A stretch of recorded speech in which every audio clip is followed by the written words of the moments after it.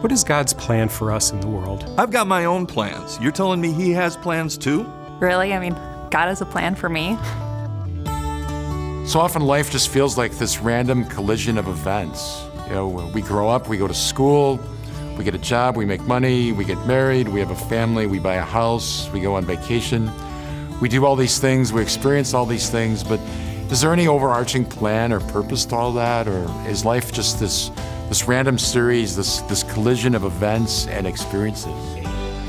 As believers, we're convicted that God has a set purpose for each one of us, and that Jesus really models for us what that plan looks like. Even though it's different for each one of us, yet there's something the same about it for all of us. And where we're here to simply love God. I like to think of this life as kind of a school, that it's a school where we learn how to love and how to live for others, how to put God and others at the center rather than ourselves. And when we do that, life becomes full for us. Life becomes good for us.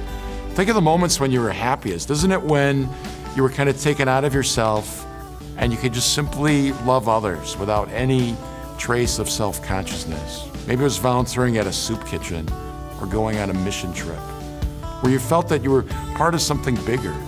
And it's because the focus wasn't on you, it was on others. It was on the needs of others.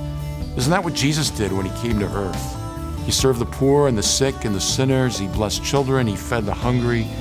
And finally, He gave His life and died on the cross for us to show us that life, paradoxically and in some strange, mysterious way, becomes full when we empty ourselves out. And maybe that's what Jesus means when He says, if you want to live, you have to die. If you want to be great, become the servant. What we see in that holy service and in that plan that Jesus lived, the plan for our own life. And there may be times when we don't know what that plan is, but we trust that God keeps leading us, drawing us. And we simply have to trust Him enough to take the very next step. We don't have to have it all figured out. God's plan for you is to love Him, to love others, to be happy in this life, and to be joyful in the next forever. It's the year of faith, and we're connecting Christ and the Catechism of the Catholic Church.